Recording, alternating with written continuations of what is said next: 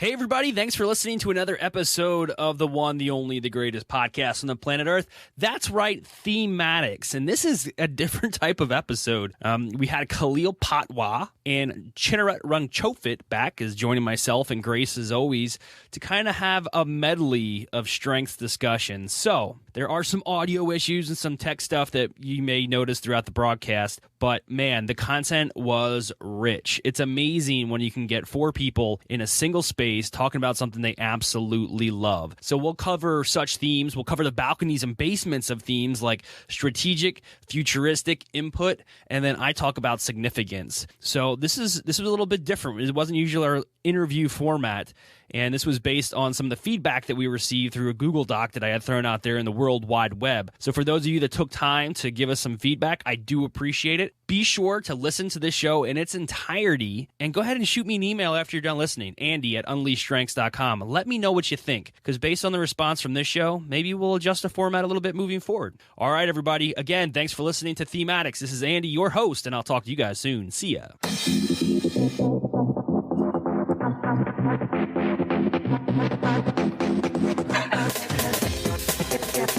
You're listening to theme-addicts, presented by UnleashStrengths.com, the only show that embraces your addiction to strengths.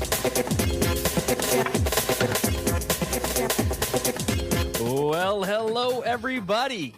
Thank you once again for tuning into the greatest podcast on the planet Earth. That's right, theme-addicts. My name is Andy Sokolovich. I'm a Gallup certified strengths coach and the owner of a coaching practice, Unleash Strengths, nestled in the Midwest town of Clinton, Iowa.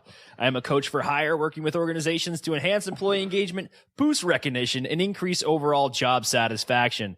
If you're interested in enlisting the skills of a strengths coach, or you're looking for a speaker for your next workshop, conference, or seminar, consider giving me a call at 815-441-2219 or shoot me an email, Andy@UnleashStrengths.com. Theme-addicts is a podcast series designed to highlight the massive impact the Clifton StrengthsFinder assessment has had on now over, it's like 12.5 million people. So we're getting closer to 13. It's our belief here at Unleash Strengths that in order to promote its effectiveness and proven results of the StrengthsFinder assessment, we need to interview those who've experienced the power of strengths-based development firsthand.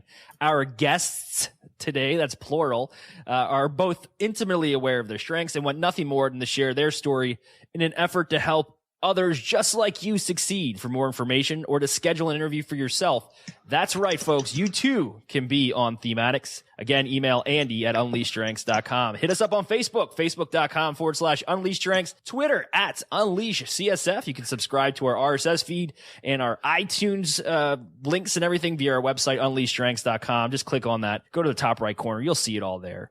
My co-host is the one, the only, the lovely, the talented, the full of energy, Grace LaConte. She is the owner of LaConte Consulting. You can find more information about Grace at LaConte Consulting. That's LACONTE Consulting.com. Grace provides strengths-based training to management teams and groups. Grace, first of all, today's episode is a hybrid. We have two of our past guests on, Khalil Patwa and Chinarut Ruangchotvit. And the reason we did this is because we had two dynamic interviews with both of those gentlemen. And Grace, Chinarut actually said, can we do this a four-way? Can we have four of us on the call at the same time? And me being a geek about technology said, absolutely. And then I took it a step further and said, do you want to use a new platform that I discovered called blab.im? So what's happening right now as we speak, for those of you who are going to listen to this maybe next week or the week after, is the four of us are in a chat room at blab.im, and we're using a new resource that allows us to connect via webcam and audio. So we're going to see how this goes, but bear with us if there's any like I can't say that right. Any tech-based issues, and we'll get it all figured out. But Grace, you're the co-host of this show. What's going on with you? Hello. I'm so excited. I'm always excited on this show, but today I'm even more excited because we're incorporating a lot of cool things. We're bringing back guests. We've got a platform that's totally new for me, and we get to see each other in video for the most part. Yeah. Three of us have a video connected. Khalil is connected through audio, but it's so exciting to have kind of a new way to engage with each other. And we've been chatting on the side. Yeah, so, absolutely. As the theme song was rolling in, we were kind of doing our little dance, dance your strengths. get the energy out. Dance right, your Chinarut? strengths. We'll talk about that a little bit more in a second. But first, let's do some introductions for our Coco host. Is that a Coco host? Yeah. Yes. First, we'll introduce Khalil Patwa. Many of you can remember Khalil's interview. He is from the UK. We talked a lot about strengths, but we also talked a lot about amazing opportunities to feel a little bit more connected with the earth and our environment. I think, Grace, one of the big things you took away from an interview with Khalil was the water. Remember when we were talking about taking a shower to feel a little bit more connected? And maybe Khalil touched on that a little bit more. But Khalil, go ahead and introduce yourself and tell us why you came back to the show, and also tell us your top 5. Yeah, hey there. Thanks, Andy. Cocoa hosts, chocolate hosts, right? That's what's happening. It's so sweet. It's so sweet to be on your show. Check it out. How cool it is to be back again. It was all Chinarut's idea as far as I can remember. I'm going to throw you right in it there, Chinarut. Because like when you were doing Chinarut's podcast, check out Khalil, and so he did, and here we are. My top 5 are strategic, learner, relator, maximizer, and intellection. Very nice. So why did you come back and join us? You were just so blown away by the first time? Because you guys are awesome, and it's always a pleasure, like, you know, to bask in your energy. That's what you wanted to hear, Andy. Yeah. All right, folks. And the other voice you hear is Chinarut Ruangchotvit. Chinarut, welcome back. Thanks for orchestrating this kind of 4-way communication. What are we going to call this thing? It's like a circus ring right now. We'll see how it pans out. But go ahead and reintroduce us to yourself. Tell us where you're at, why you came back on the show, and then reveal your top 5 as well. All right. Well, first of all, thanks for having me back. And Andy, Grace, I want you guys to know that you guys were the space that happened. All I do is just help make things grow. So it's really great to be here and have a very transformed experience now. I've since moved to a city called Temecula, California. Mm-hmm. And it's known as the wine country in Southern California. And my top 5 are futuristic. Oh, you know, I feel like I should be dancing to each of my strengths here. Do I need to like get up and go strategic, input, and I'm a learner and an activator? Yeah, this is the cool thing about being able to see each other. So I came back to the show just because there's a very innate curiosity in me about what it would be like to bring people who are so passionate about their strengths, especially to past guests, and Khalil and I have had a chance to chat a few times over Skype since my last show back in June. And so it's been fascinating exploring our strengths and finding out where we resonate and where we don't. And I guess I want to say that Khalil gave me a very bold invitation for the show. Mm-hmm. And I was all in my head thinking, I need to answer questions. I need to plan for the show. We need to know, we got to script the entire show. and Khalil was just like, oh, just show up, make it a dance, just dance like nobody's watching, talk like nobody's listening, So I'm here rather spontaneously, and it's exciting and confronting at the same time, because I know there's nowhere to hide when you're this spontaneous. So that's another reason why I'm on this show too, to just have a great spontaneous conversation around strengths. Absolutely. This is the spontaneity of a podcast is, some folks like to have things all planned out. And as we know, being strengths enthusiasts, that's great. That is a talent. Then there is people like yours truly right here, who really just like kind of going off the cuff and traveling down a road less traveled. So Grace, what are your top 5? I don't even know if we ever introduced your top 5 or my own. Goodness. Well, you did interview me on episode 4, I think it was. Yeah. Okay, my top 5 are focus. I have to look at my list. I talk about other people's all the time. I can remember other people's, but not my own. Yeah. Okay, focus, which is setting and achieving goals.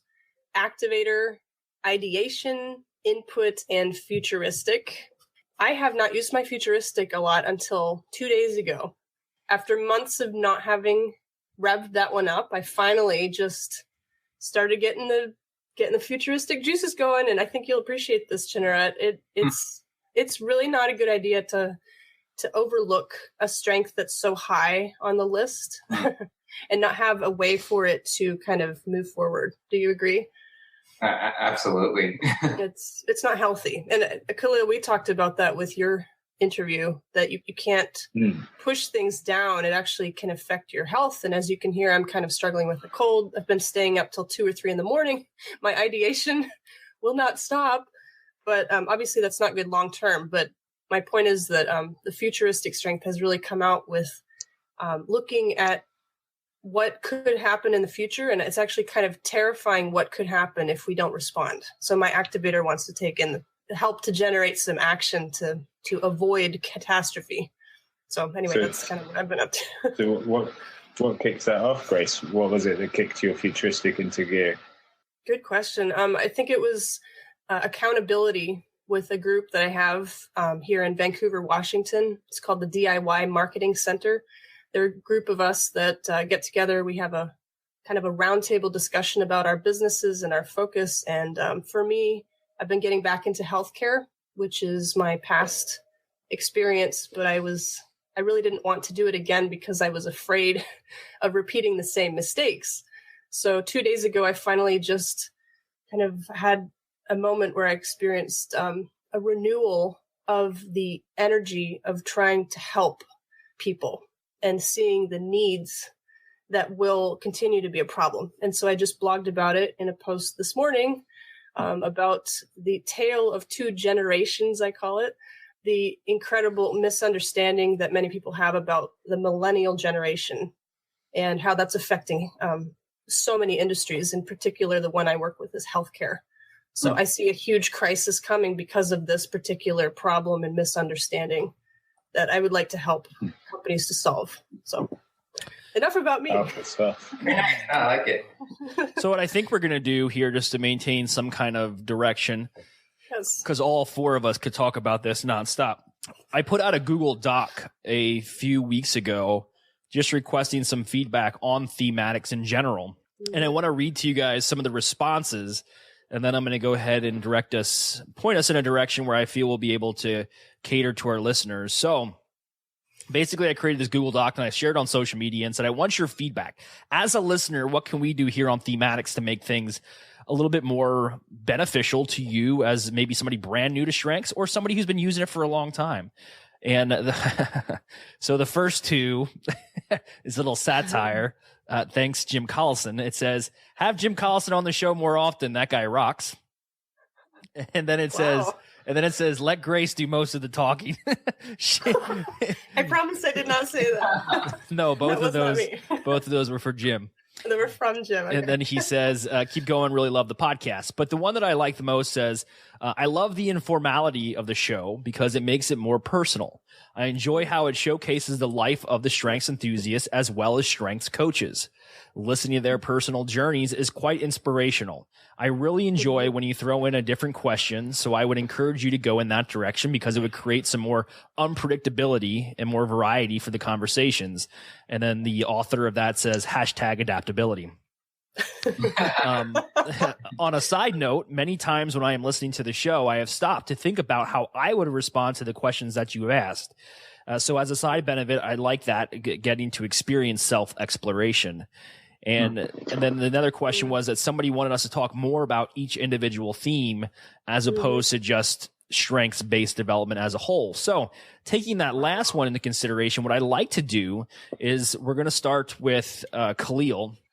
I like to go around the room, and it's funny to say that, go around the room. I like to go around the blab, and I want you to pick one of your top 5 and really express to our audience both the balcony and basement of that theme, what you love about it, and also maybe the downside or the lesser popular reaction to that theme that somebody may have in an audience. So, Khalil, I'll give you just a second to think about that before I go ahead and revert this back to you. And then what we'll do is we'll go Khalil and then the Chinarut, Grace, and then myself. So pick one of the themes that you're really excited about. It doesn't have to be your favorite. And let's talk about the balcony and the basement. For those of you that aren't understand that, Gallup refers to balconies as the positive reactions that you receive when you're engaging your core talent or a very significant talent in your top 5. And then also the basement would be how that can affect people negatively, how it may affect those around you, and how it can maybe misperceived. So Khalil, if you're ready, go ahead and just list out the theme that you're going to start with and knock it out. You can start with the balcony or basement, your call. Sure. Okay. Thanks, Andy. You know what? I was just looking at the 4 of us, our top 5s, and we're really strategic heavy. Andy, Chinarut, and I, we've all got strategic high up. Grace, you've got ideation, input, futuristic in your top 5. Let me talk about strategic a little bit. It's funny. It's not one of the ones that I've considered the basement aspect of it before. The first thing that comes to mind as what's the downside? I guess it's that Pandora's box thing a little bit, and maybe Grace, like it connects with what you were talking about. When you can see what's going on, it can be quite scary. And it's actually been a theme the last couple of weeks. From when I was young, it really struck me. How come people don't do what they say? People say one thing, they do another. And look at our world. Look at the state we're in, where glamour and image and money and status are revered as these goals that we're all supposed to have. But then at the same time, we're supposed to be chasing, the job, the house, the car, the family, and at the same time, we're supposed to be looking after each other, looking after ourselves, being healthy. And with strategic at number 1, it's I see in connections, I see in like fields or clouds of information, and that's it makes the inconsistencies really clear. How's that? Is that heavy enough for you? Can we get any deeper? I like that response. I think strategic, obviously number 1 for me. What I've run into being high strategic is, yes, I see pathways in what other people see as mazes, but for some reason, often when I try to explain that strategy or that path of least resistance, I get frustrated when people don't pick it up as fast as I do. And that frustration tends to lead into an inability to communicate. So sometimes the basement of strategic stiff arms the balcony of my communication theme. So, and that's what I run into. So does anybody else have anything around strategic they'd like to mention before we move on to Chinarut? I've got strategic as well. So I can resonate completely. Yeah, feeling like strategic, that man in the middle trying to mediate my activator on the ground and futuristic in the ceiling. And it definitely does drive me nuts. So there's a lot of tension around that in terms of communicating that gap that we all see. And I can totally relate to you, Andy, in regards to just feeling separate and just almost nearly giving up on people as a result. Mm-hmm. And realizing that you need to come back around and communicate it different. In fact, Khalil, it was just the other day where I started to realize with you, like, wow, I remember I sent you a really straight email, like, no, this is the way, this is what my intentions were. And Khalil was just like, oh, okay, all right, yeah, that makes complete sense. You want to learn about me. And I'm like, I thought, I could tell that was like the mind reader in me, just like thinking that he understood that already. And I got that when I communicated that to him. And as much as it was challenging, because it was a straight conversation, Khalil got it. And we moved forward. Strategic is my number 11. I used to think, for example, that I had restorative, which is solving problems. However, I finally learned more about that strength, and I realized it's that I don't really solve problems. I actually make more problems because I try to expose all of the potential pitfalls, and I see the potential risks. I'm not a deliberative, which is actually not moving forward because of risk, but my other strategic strengths help me to foresee with the futuristic the problems that may come up.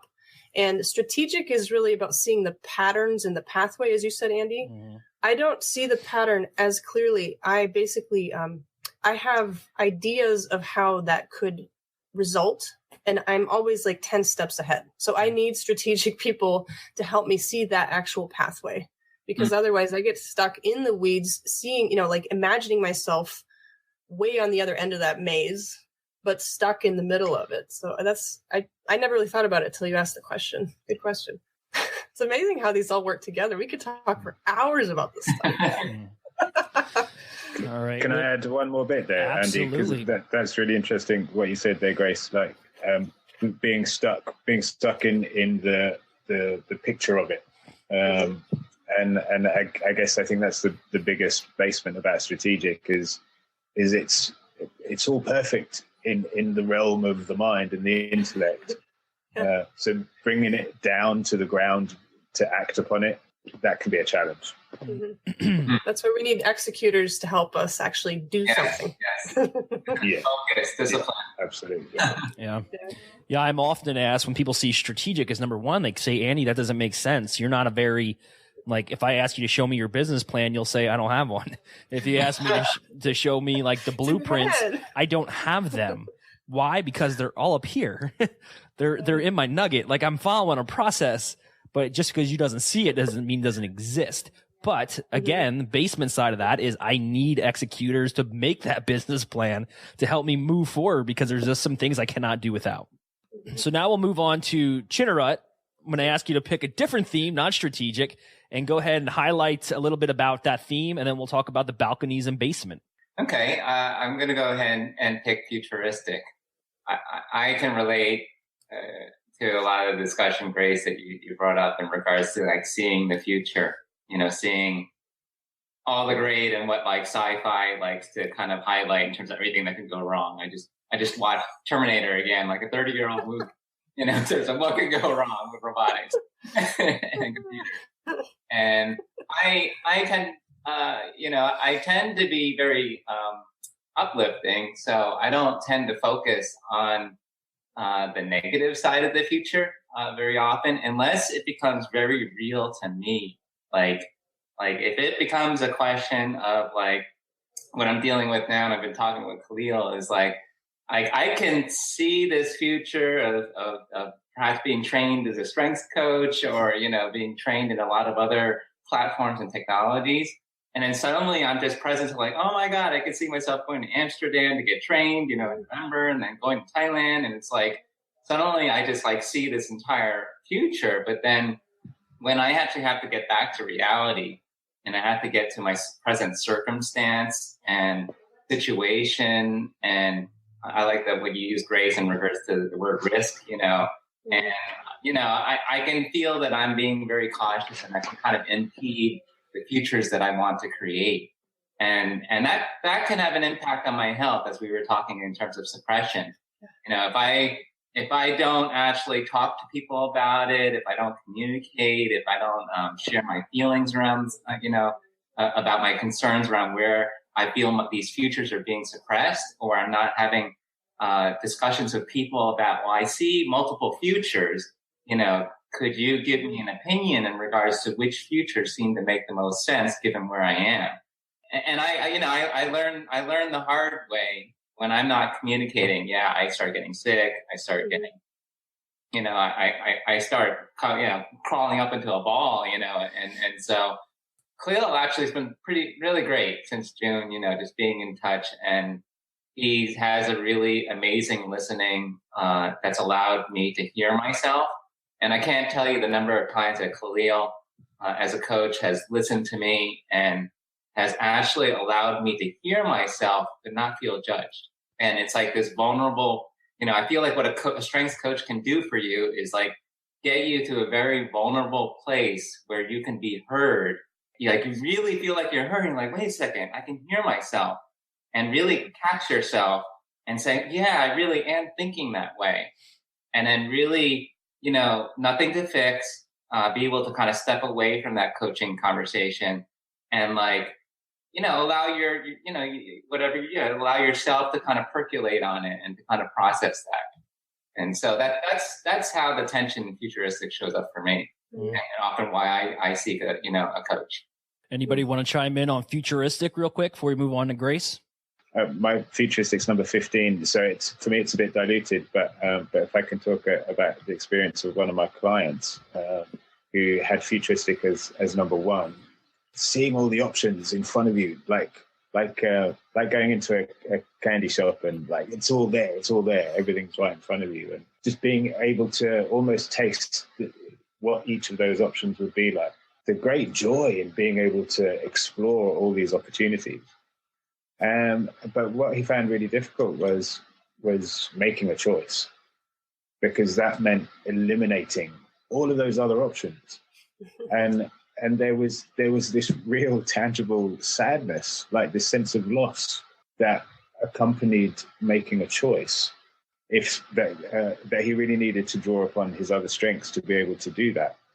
And that really struck me as like, wow, that's making a choice is going to be really hard then if it's like killing off these other options. Yeah, Futuristic I think is my number 2. So a balcony, a Futuristic is, I'm always saying, wouldn't it be awesome if, I try to just say, oh, wouldn't it be awesome if we could do this, this, this? And in my business, marketing and advertising and some web development, that is a great talent to have, because I'm not always trying to maximize something to its fullest potential, but I'm trying to think about what it could be kind of in smaller chunks, smaller steps. Basement. So Futuristic prevents me often from setting goals, because immediately when I set a goal, my Futuristic kicks in. I'm already looking beyond that goal. So, and then I'll set another goal, and then I'm already looking beyond that goal. I'm not attaining any of these. Don't get me wrong. I'm not attaining a single one, but I'm looking beyond that one. And then I'm looking beyond that one. I'm looking beyond that one. So my depth of vision is so far out that it's hard for me to set goals unless they're super short term, like within 24 hours. That's the only way that I know that I'm going to achieve goals. And I have to do that. And if I want any kind of self-satisfaction and say, go to bed at night knowing that I accomplished something, my goals have to be very, very short and attainable in a very tiny chunk of time. Last week, I think was the week of Burning Man, an arts festival. Yeah. Here. We're familiar with Burning Man. I relate to that experience you just described, Andy, as when you're in a sandstorm on that desert, because you can't see anything.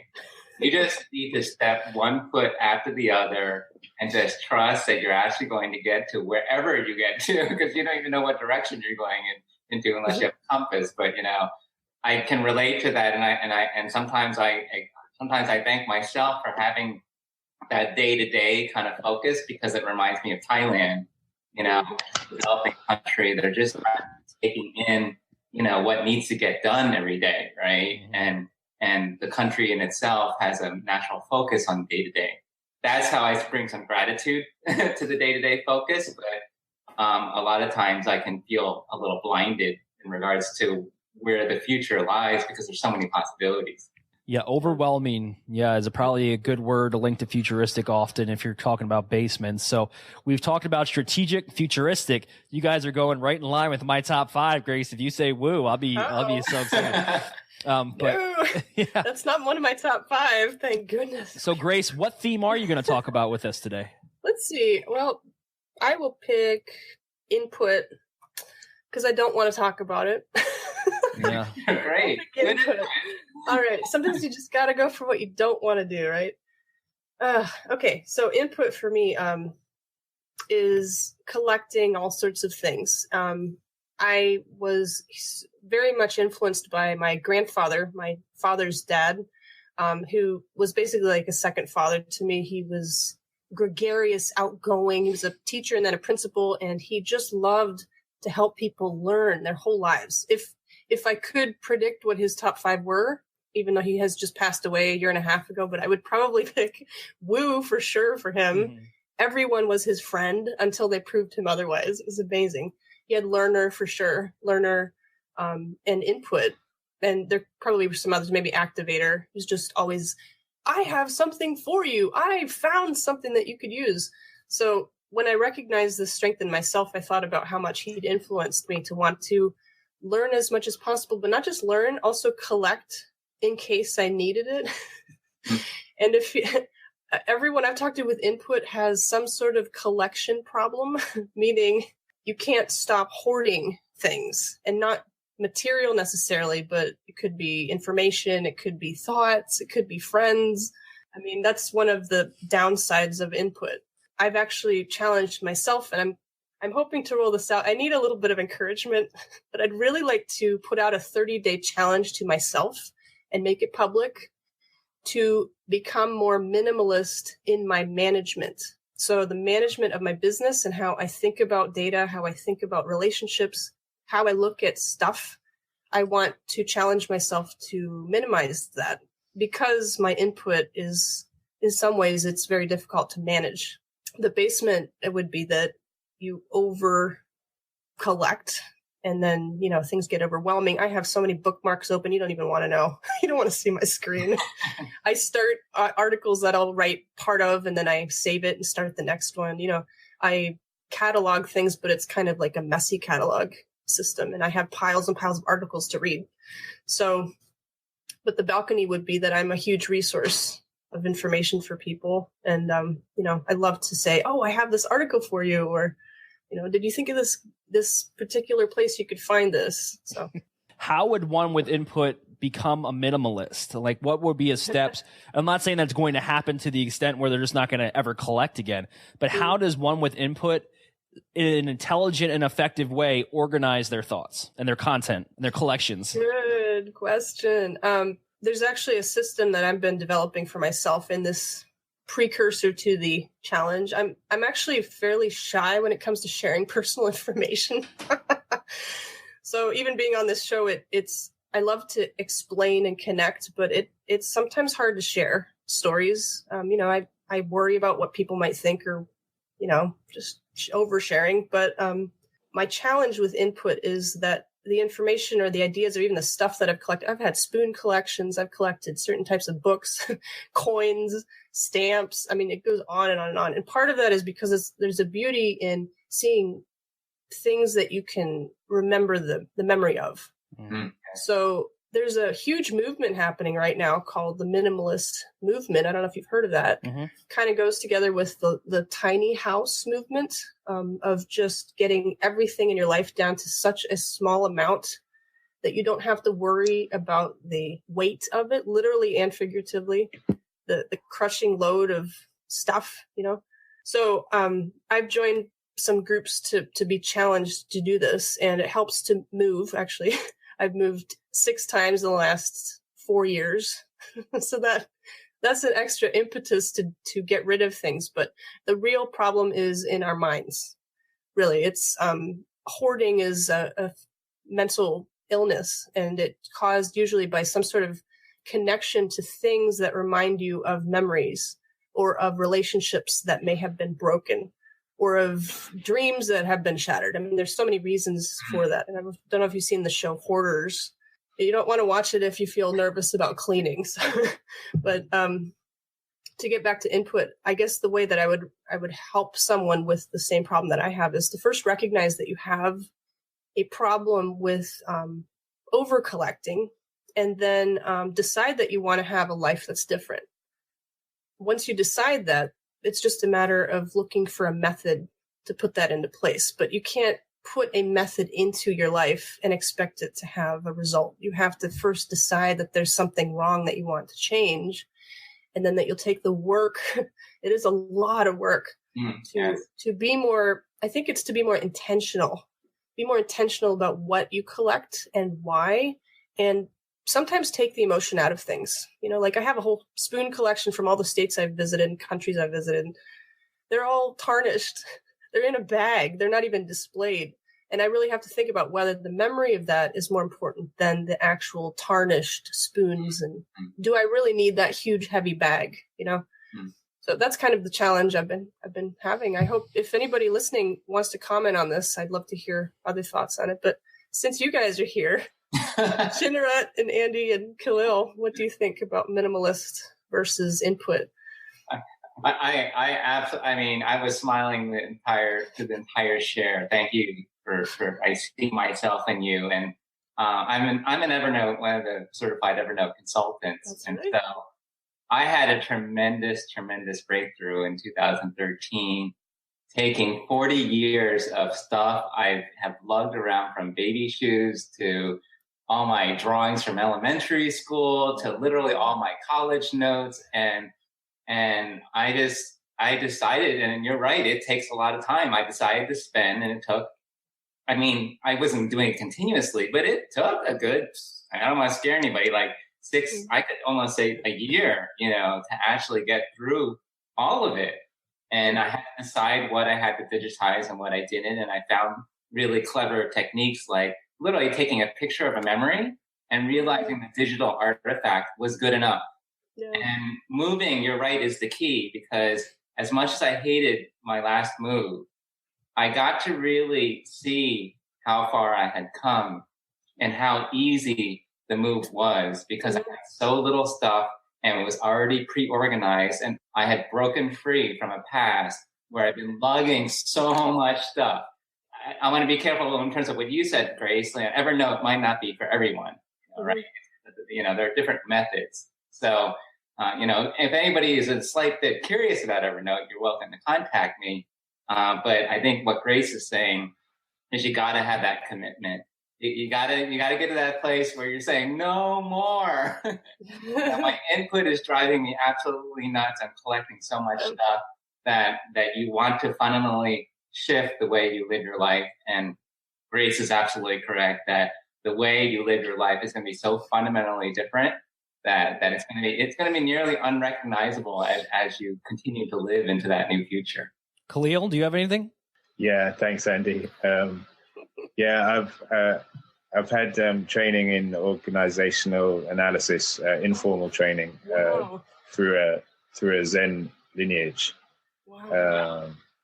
And it was totally transformative for me. And some of the main insights were a place for everything and everything in its place, but also a purpose for everything. If you're going to hold on to something, then make it purposeful. Mm-hmm. Give it a place. So like with your spoons, like if they're important, then find a place for them, put them on display so that you can enjoy the associations that they have. And the other big insight is that our space is a direct reflection of our mind. Oh no. And so Khalil, really quick, I don't want to cut you off. So what you're saying basically is, if your physical space is cluttered, then you probably have a cluttered mind. If your space is clear of distractions, then maybe your mind is a little less crowded as well. Is that what you're referring to? Yeah, totally, exactly. When you declutter your space, you get this massive, like you're saying, this massive liberation of your mental and emotional energies. It's powerful stuff, and that, like Grace, I know exactly what you mean when Safari gives you that warning. Safari cannot respond because you have 37 tabs open. I've got more like 50. It's bad. I've got 2 different screens. We highlighted a lot of basement around input, but Grace, I'm going to give you like 20 seconds. Tell me something that's a balcony for input. Oh, absolutely. Okay. Input is my go-to for how to get through the problems that I face. So it's a fantastic way that I've already gathered all the information, or I know how to gather. And then I basically translate that into the answer that I need to get through that maze that we talked about with strategic. Mm-hmm. Input is just this phenomenal kind of like lightning direct way of getting to a solution through multiple different sources. So I know how to a lot of us know how to research, but the input strength helps to research even better. Where do I find something? How do I figure it out? Who needs to help me? Where can I go? That all comes into my collection method. And then I kind of sift through it and figure out what's the best way to get through it. And then that's how I move forward with my focus on reaching a goal. So, Yeah. Does that answer your question? Yeah, it does. A little more than 20 seconds. But... Input reminds me a lot of a friend I have who's got a tool for everything, like a physical tool. So no matter what problem I run into, all I have to do is call him and he has the tool to complete the job. And if he doesn't, he knows somebody who does. And it's not just about being connected. It's just like you said, he's able to funnel through a problem, derive towards a direct solution by using his research techniques and abilities, which far surpass my own. Yeah, to be honest, all three of you are on my short list of where to go for information. Yeah. Honestly, Khalil, some of the insights that you've given, I have to re-listen to your episode again, because there is something about how you translate strategic strengths, heavy people's problems with easy, simple solutions. I seriously think you should start some sort of community for that, because I would love to join a way to stay accountable, to not be so top heavy, and to, use my very easy methods like getting under some water and meditating, and even just cleaning off your desk is such a simple method, but it's hard to stay accountable. So, and Chinarut, we've talked about this too, just ways to stay on track. So talking about staying on track, though, I'm done with my strength. Andy. That's it? You're hanging it up? I'm done with my strength. I want to hear Andy's strength that he wants to talk about. Unless you want to talk about input more. Anybody else? No, I'll jump in because we're going we're creeping on an hour here. It's amazing how fast time flies when you're talking about things that interest the entire group. I'm going to pick significance. Oh, yeah. Wow. And significance is not my top 5, but it's number 6. So it's there. Loosely defined, significance is just somebody who wants to feel significant in the eyes of others. You want to be perceived or recognized as somebody of importance, and you want to be heard. Balcony. Me having high significance pushes me to make myself better every single day. And if I try something and I'm not heard, I go back to the drawing board and I figure out another way to communicate, another pipeline, another platform, so I can get heard by more people. It's really kind of a driving force in everything I do every single day. And it's very similar to Maximizer kind of in that aspect, but I don't look at things and say, how can I make that better? How can I make your project better? I look at something and say, how can I make my project better? So it's a little bit of, there's a little selfishness to it. And when I'll lead really into the basement, it physically hurts me when I am perceived negatively. So when somebody looks at me and says that was less quality, that I could do better, that they really weren't impressed by something I put out, that is debilitating.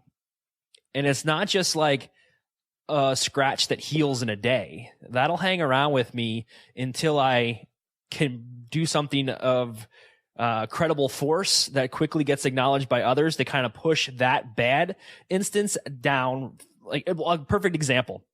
So Grace and I met a gentleman via this podcast, and he got me into an organization to do a public speaking gig. And I was very confident in myself because I have done a lot of public speaking. And I thought, this is just old hat. I'll be able to go in. It was on leadership, which I felt comfortable talking about. Self-assurance is also number 8 for me. So that's up towards the top as well. So there was not a bone in my body I didn't think I would be able to knock this out of the park. Then the day came where I had to give this presentation. And I was number 3rd on the list of presenters that day.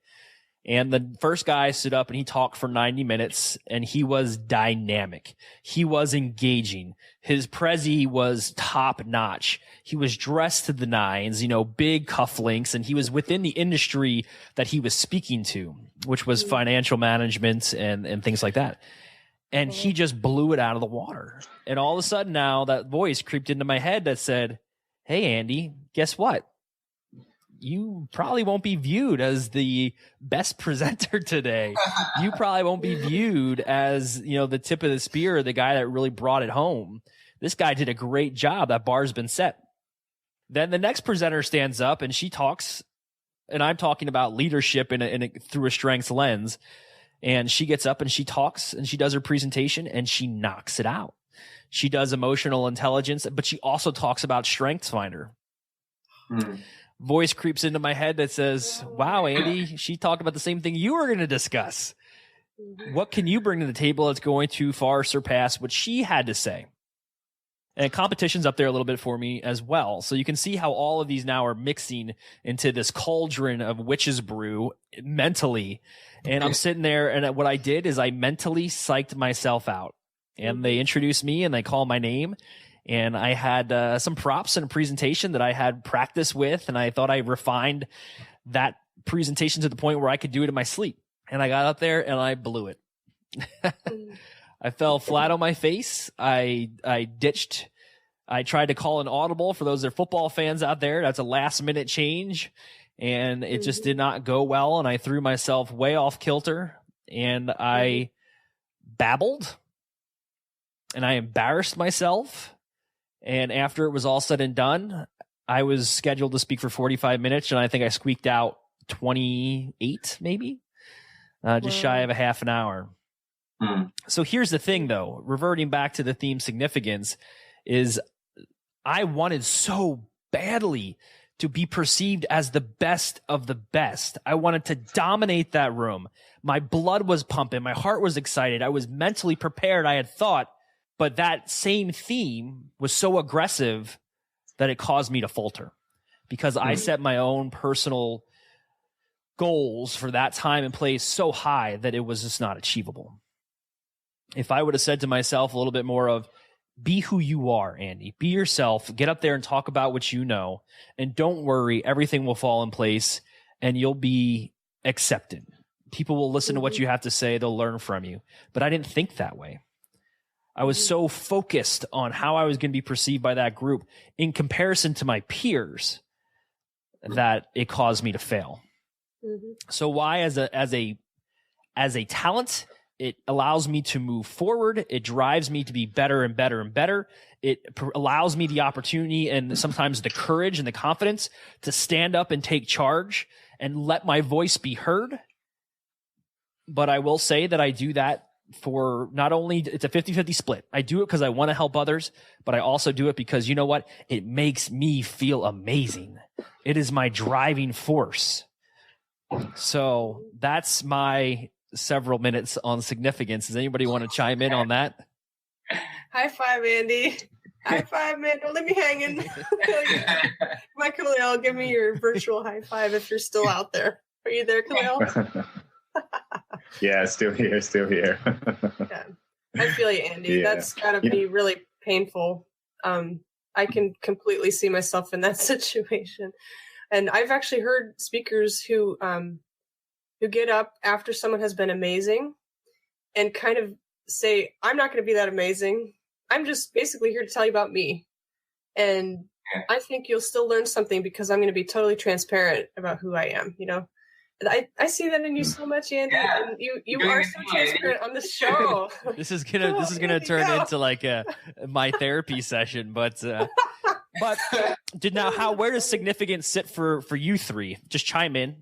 It's 20 something for me. Okay. Like 28. So low. What about you, Chinarut? Yeah. You guys invited me to do a full inventory and I haven't done it. I want to acknowledge that. Yeah. So I actually don't know where it sits on my list. I can, as someone who's spoken before, I can certainly relate to your story. And I think what I'm also hearing is that sometimes when I hear significance, you know, correct me if I'm wrong, is you can kind of put so much on the me that it's kind of like any failure becomes really sensitive. You become sensitive to that. It's really you that's the failure in that kind of context. And so, you know, I've certainly been in conversations and leadership conversations where the emphasis has been giving up significance, not giving up significance as a strength, but giving up the significance of me. And I think it's really great that, Andy, you're able to put yourself out there.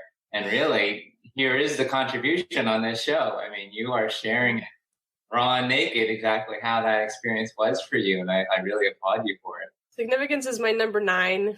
Andy, we're really similar in a lot of ways. I think that's why we get along.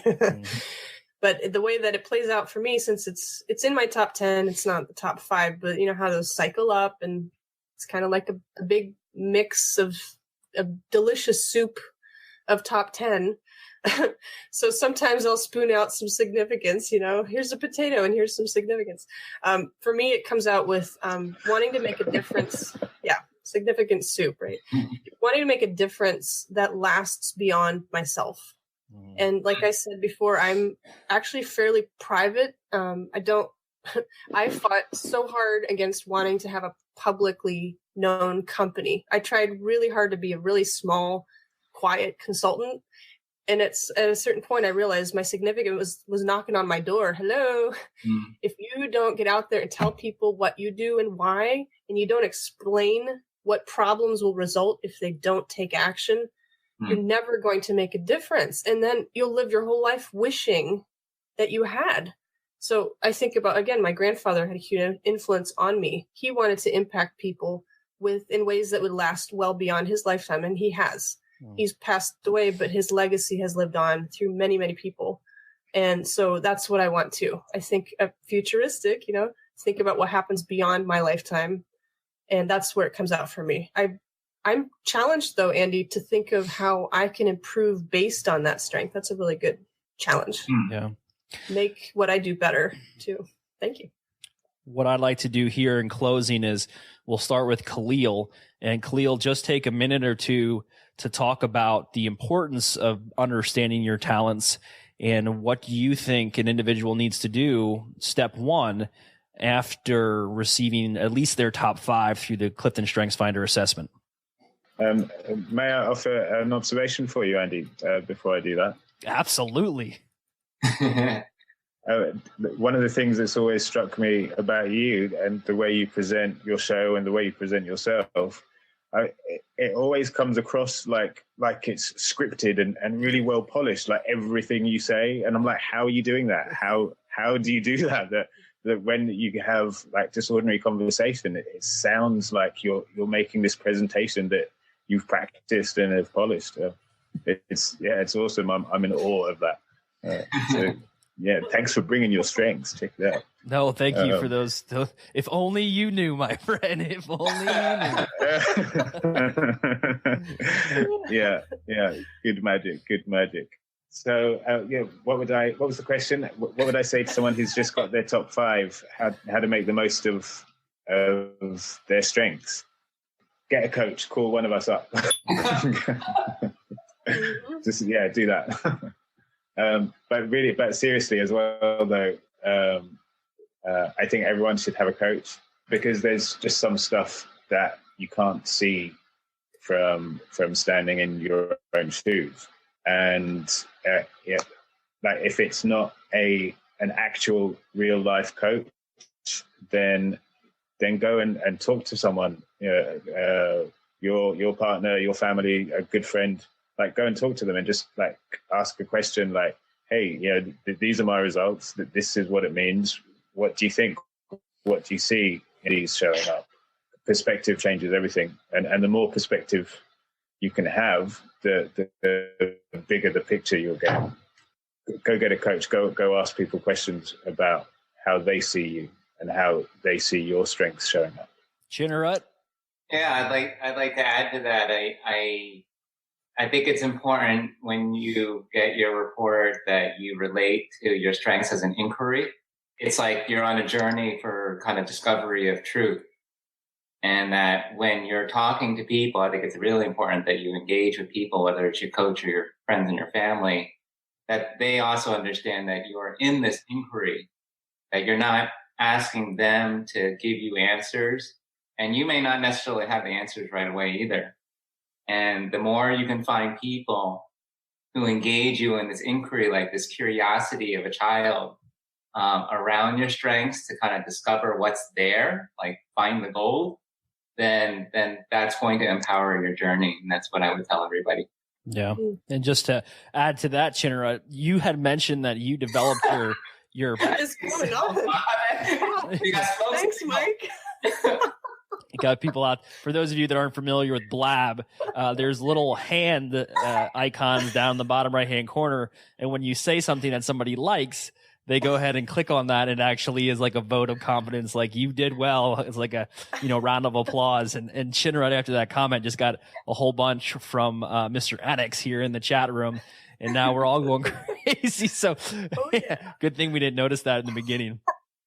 But one of the things that you mentioned when you were on our past episode of theme-addicts, Chinarut, is that you wrote your biography for Evernote by writing down your top 5 and then building off your top 5 and threading those into your bio. And I have now used that for when people ask me for speaker introductions, or I just had to fill out a bio for Leadership Iowa as a program that I was accepted into. That's great, Andy. And what I did is I wrote down strategic, futuristic, woo, ideation, communication. And I wrote just a 1-sentence line about each individual one of those themes and how it applied or how it's integrated with the program that I was now accepted into. And I just want to say thank you for that, because I've done that quite a bit now. So, Grace, I'll turn that question back over to you now. Why do you think it's important that somebody identifies their top 5 talents? And what do you think they need to do as soon as they get that information? Okay. Why they should take it, or what Sure. In 1 to 2 sentences, somebody approaches you and say, Grace, why should I even bother taking the Clifton StrengthsFinder assessment to reveal my top 5 or my dominant talents? First, I would say, can I have more than 2 sentences? But then I can't condense things down that small. All right, I would basically say, you have value, and there's a way that you see the world that is different than anyone else that has ever been and whoever will be. The combination of your strengths, your background, your emotions, your personality is completely and utterly unique. And this assessment is only one way, but it is a really good way to start learning more about how you see things so that you can communicate that to others and then build on that and become more effective. Mm-hmm. So usually that's a lot more than 2 sentences, but usually I can get people to take the test after I say it that way.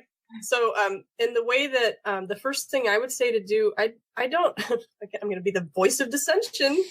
I don't know if getting a coach right away is necessarily the first step. I would suggest I do coach people, and I provide strategy sessions where it's basically like coaching, but without the strengths as the primary focus, more like strategy as the focus, goals, future vision, purpose. So my first suggestion when someone gets the results is to have someone, a coach or not, interpret those in a succinct way. So even though I tend to go on and on, usually I can condense 5 strengths for someone into a really quick, really tight idea. So for example, for me, focus, activator, ideation, input, futuristic. I would say that I tend to look at the world as someone who sees the future possibilities and wants to achieve goals in that by gathering information and having ideas. But I get to that point by activating people and getting them to come with me. So that's like the way that I package that set of 5 strengths. And I do that with all of my clients when I know their strengths. I do it with like my relatives who I finally talked into taking this. You don't need a coach at first. I think sometimes you just need to process, especially strategic thinkers have to process and think about it first. Coaching is extremely helpful for maturing in your knowledge of how strengths apply. So it's definitely a part of it. But the first step, I think, is just thank you, Mike. More props for me. Is just to really think about how that can come down to a condensed kind of formula for how you think. Although I'm sure it's different for everyone, but that's what works for me. Everybody's had a tremendous amount of input, and I think, what I tell people is I want to see the best. When they ask me why should I take this, is because I want to see the best version of you, and I want to help boost your confidence. Those 2 things right off the bat, in order to be the best version of yourself and to increase your level of confidence, was the biggest impact that I experienced when I took the assessment. And trust me, everybody knows me well enough to know I'm not an assessment junkie. When people ask me, what's your Myers-Briggs? I go, don't know. People say, what is your DISC? I say, don't know. Don't know because I don't care. I mean, this is the thing. I'll talk you into taking it. Oh goodness, Mike, you're giving him a big head here. No, but strengths made such an impact on me, and it was applicable. I could grab it, I could run with it, I could apply it. That day, I didn't have to look back. I didn't have to compare it to everything.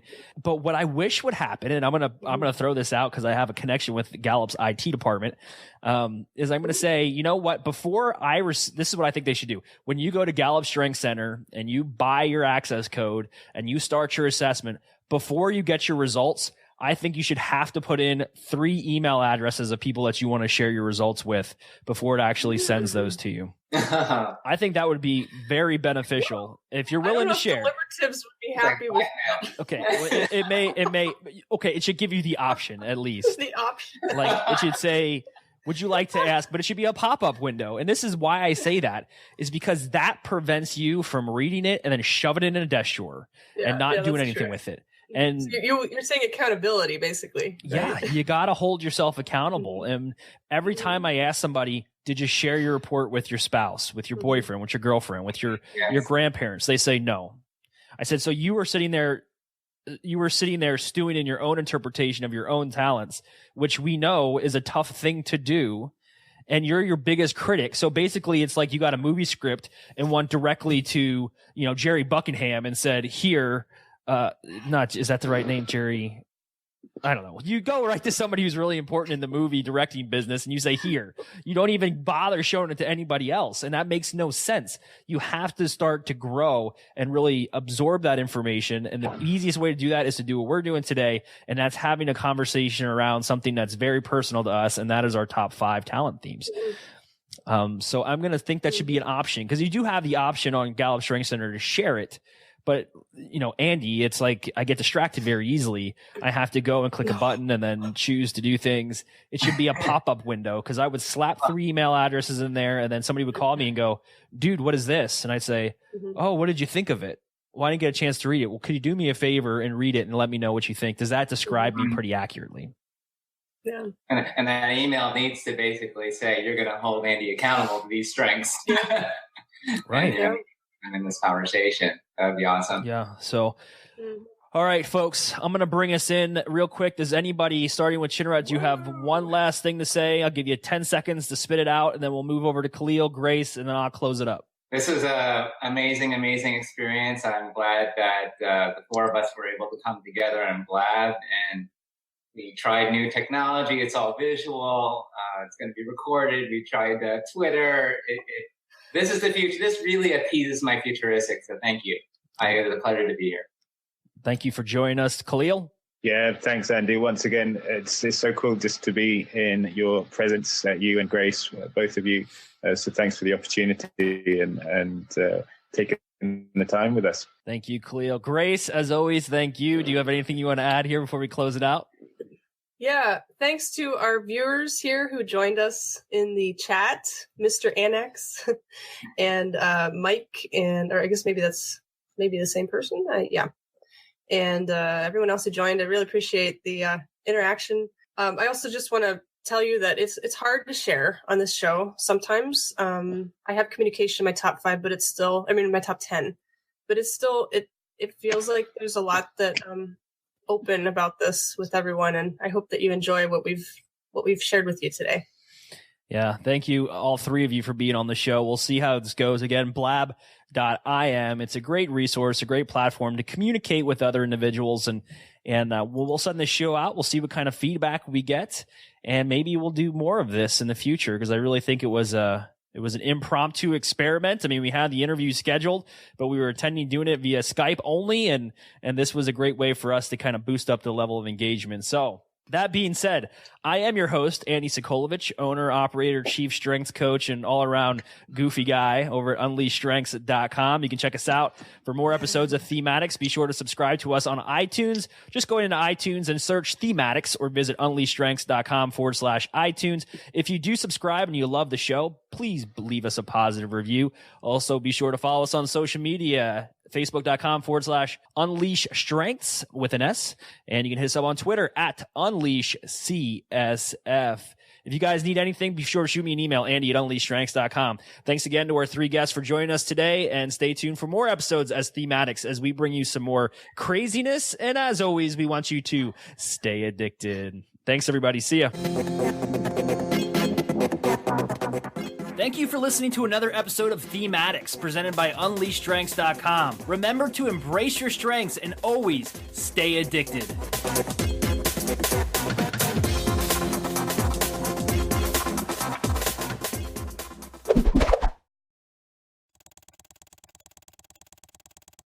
Just because this episode is over doesn't mean you have to stop watching. Click here for more episodes of the amazing podcast, Theme-addicts. And as always, stay addicted.